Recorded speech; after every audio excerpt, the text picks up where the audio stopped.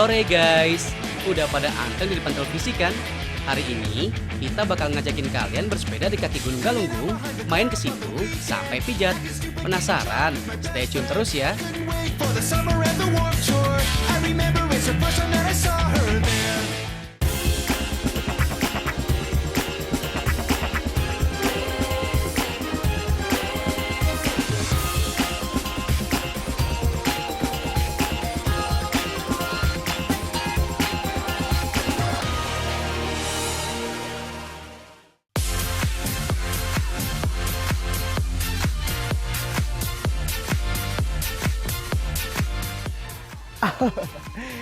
Seru kan main sepeda? Lagi aku udah lama nih Kak nggak main sepeda. Harus sering-sering biar sehat. Iya benar banget. Oh iya Kak, ngomong-ngomong aku pengen nanya nih. Apaan? Apa sih fungsinya pedal di sepeda itu? Emang kamu nggak tahu? Tahu. Nggak tahu? Tahu. Bener? Bener. Emang pengen tahu banget. Pengen tahu banget dong. Guys, Ojib sama Wulan lagi seru-seruan nih main sepeda. Nah, ngomongin soal sepeda, barusan dia nanya, fungsi pedal pada sepeda itu apa? Kalian tahu nggak? Nah, pas banget nih ngomongin soal sepeda. Di episode kali ini, di salah satu liputan yang akan dibahas sama teman-teman dari tim, tahu nggak sih? Salah satunya ada fungsi pedal pada sepeda. Ya udah, simak baik-baik ya, spesial buat kamu. Iya, kamu. Ntar dulu, terus kalau kamu jadi tahu, aku dapat apa? Kasih hadiah paling spesial buat kau. Bener ya, aku tagih nih. Bener, aku kan gak ingkar janji. Awas lo ya. Yaudah jalan lagi. Ya. Let's go.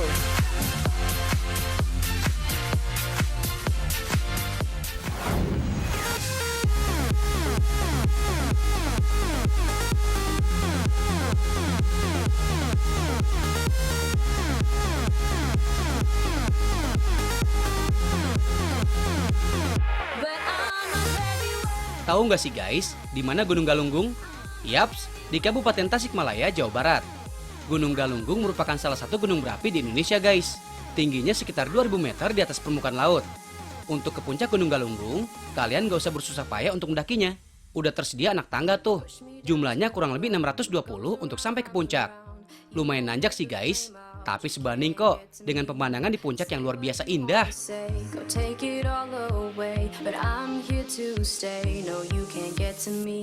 Gak lengkap kalau nggak ke kawah Gunung Galunggung guys. Sepanjang perjalanan menuju kawah, kalian disuguhi pemandangan hutan montana. Oh ya guys, hutan montana atau hutan pegunungan adalah salah satu hutan tropika basah yang terbentuk di wilayah pegunungan. Ciri hutan ini bisa dilihat dari lumut yang tumbuh subur.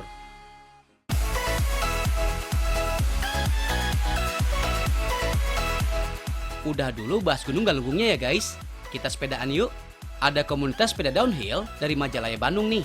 Mereka rela jauh-jauh datang ke Tasik hanya untuk nyobain trek sepeda di kaki Gunung Galunggung. Sebelum mulai, cek BB cek dulu. BTW, nggak sembarang sepeda yang dipakai loh. Untuk trek terjal kayak di kaki gunung gini, bisa pakai mountain bike alias sepeda gunung. Mau tahu beda sepeda gunung dengan sepeda lainnya?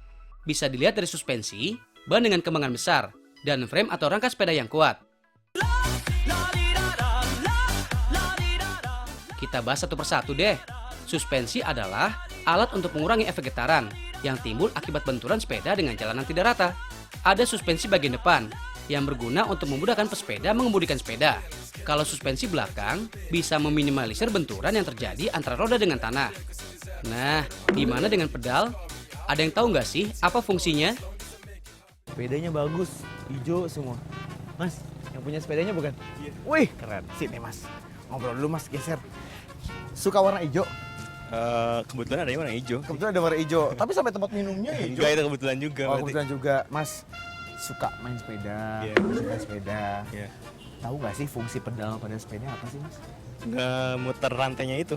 Jadi fungsinya buat memutar si rantai, Rantai. biar Rodanya maju. habis gitu Ya bisa jalan kita sepedanya. jalan. Jalan sama siapa dia?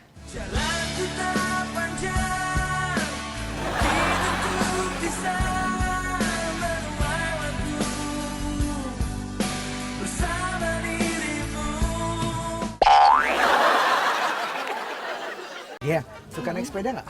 Suka, Bisa berarti ya? bisa. Sepeda roda 2 apa roda 3? Roda 2 dong. Roda dua. Roda 3 gimana caranya itu? Waktu kecil, Oh nanti iya, kan roda bener-bener. 3. Ngomongin soal sepeda, kamu tau nggak sih fungsi pedal pada sepeda itu buat apa ya?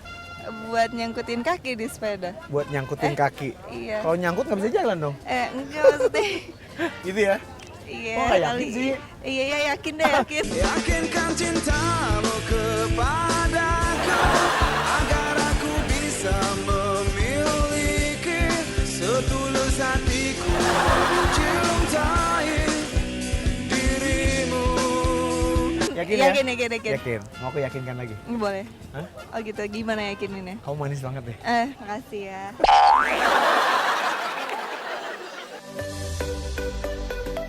Jadi fungsi pedal yang utamanya adalah memberikan torsi pada sepeda sehingga sepeda itu mendapat daya dari kaki dan mendorong sepeda itu sehingga sepeda itu bisa bergerak.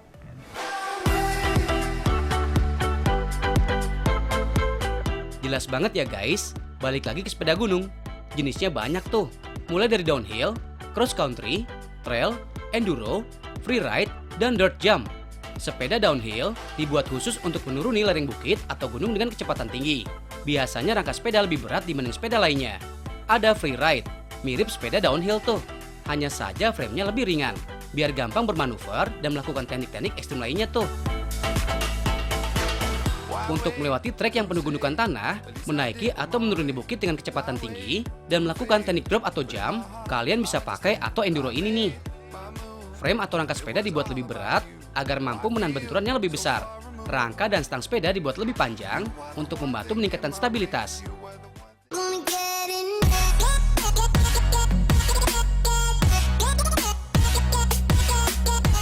Cooling down dulu guys. Kita mampir ke Curug Agung. Letaknya nggak jauh dari trek Galunggung Bike Park. Seperti namanya, curugnya agung alias besar. Aliran airnya juga deras tuh. So, demi keamanan, nggak usah turun ke curug. Kita nikmati aja dari sini ya.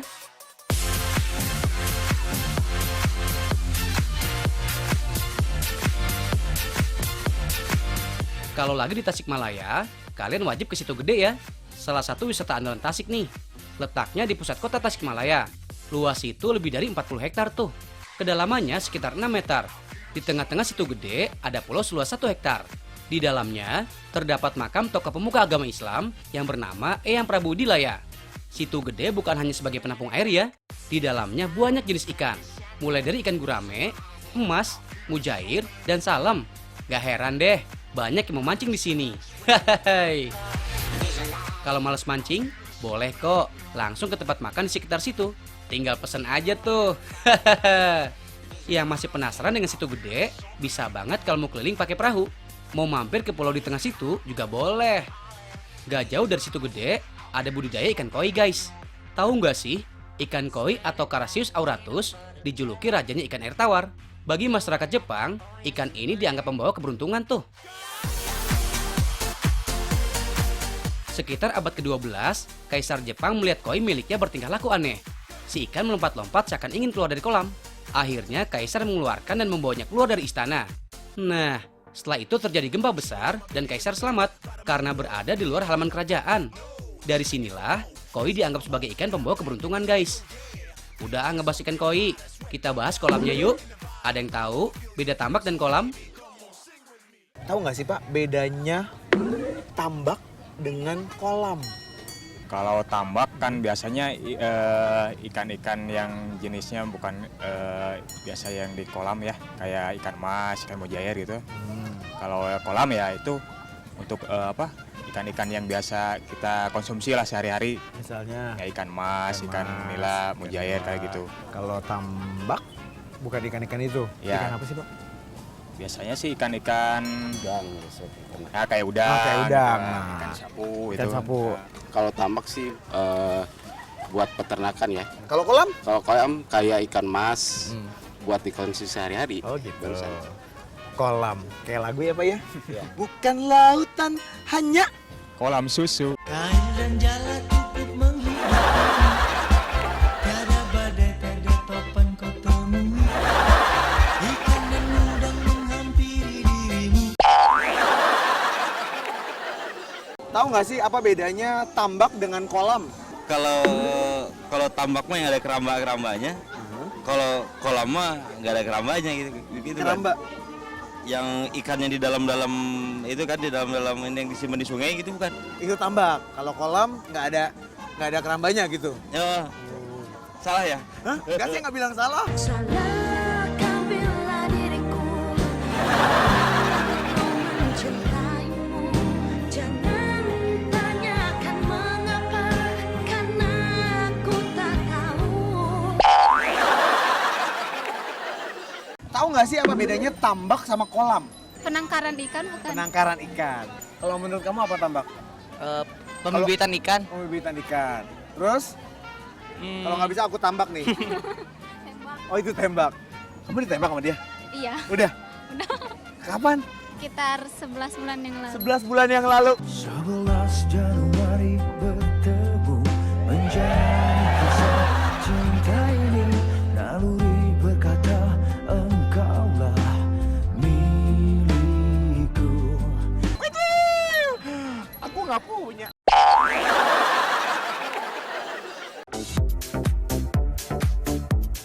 Perbedaan antara tambak dengan kolam itu bisa kita lihat dari ekosistemnya ya. Dari ekosistemnya, kalau tambak itu umumnya di air payau. Nah, kemudian kalau kolam, pada umumnya kolam itu adalah dibatasi oleh bentuknya.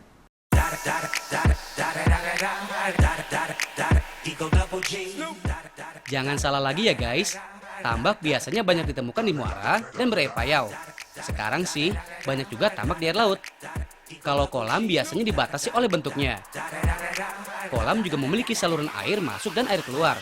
Kayak kolam ikan koi ini nih. Ada 2 kolam untuk budidaya koi ya guys.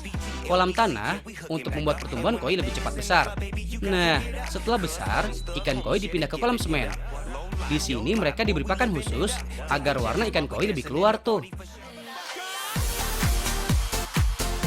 Lanjut nih dengan tambak. Yang ini sih lokasinya nggak di muara, tapi tetap pakai air payau kok. Bisa dipakai untuk budidaya udang Panama nih guys. Udang Panama atau Lithopeneus panamae biasa juga disebut udang putih. Mereka spesies asli dari perairan Amerika Tengah.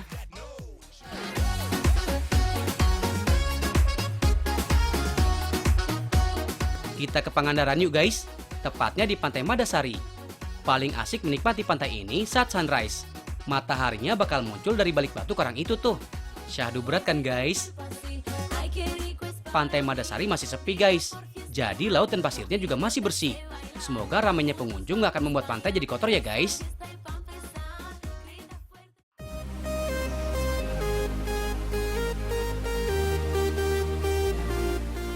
Main ke penangkaran rusa yang ada di Ranca Upas Bandung yuk. Kalian bisa melihat dan memberi makan rusa. Mau selfie bareng rusa? Bisa banget tuh. Penangkaran rusa ini dibangun tahun 1980. Awalnya cuma ada 7 ekor rusa di sini guys. Sekarang sih udah puluhan ya. Sebagian udah dikirim ke tempat penangkaran lain, seperti Ciamis dan Bogor.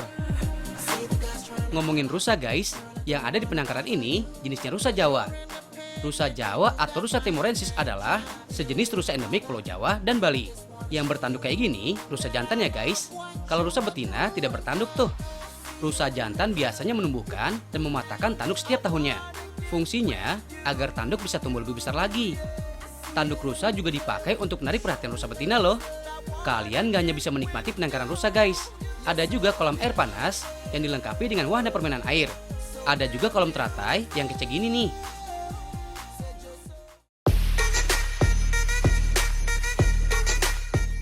Guys, Ranca Upas juga terkenal dengan wisata bumi perkemahannya tuh. Pas banget ada yang lagi persami alias perkemahan Sabtu Minggu. Kegiatan persami diadakan untuk mempererat tali persaudaraan. Biar makin seru, biasanya ada games-games.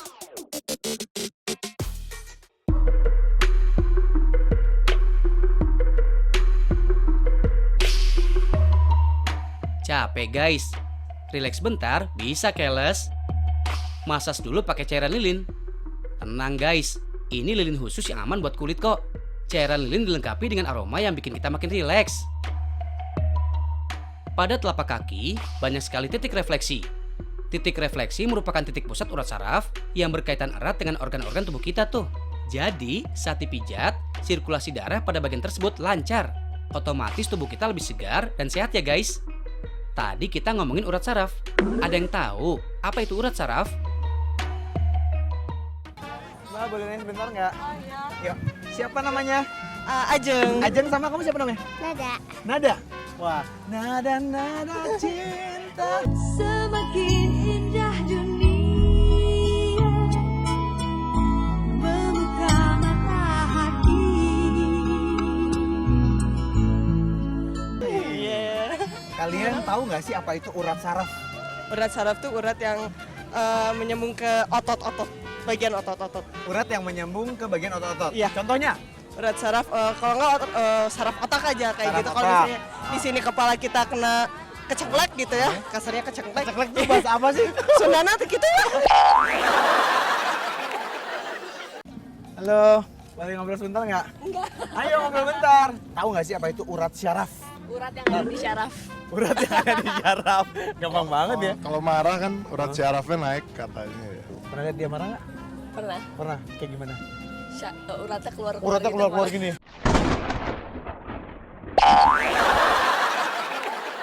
Tahu nggak sih apa itu urat syaraf? Organ tubuh. Bukan organ, syaraf tubuh.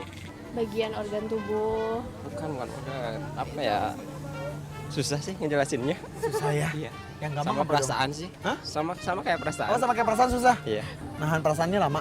Lama. 2 tahun. 2 tahun? 2 tahun sudah ku sabar menanti, ku tanda sepi.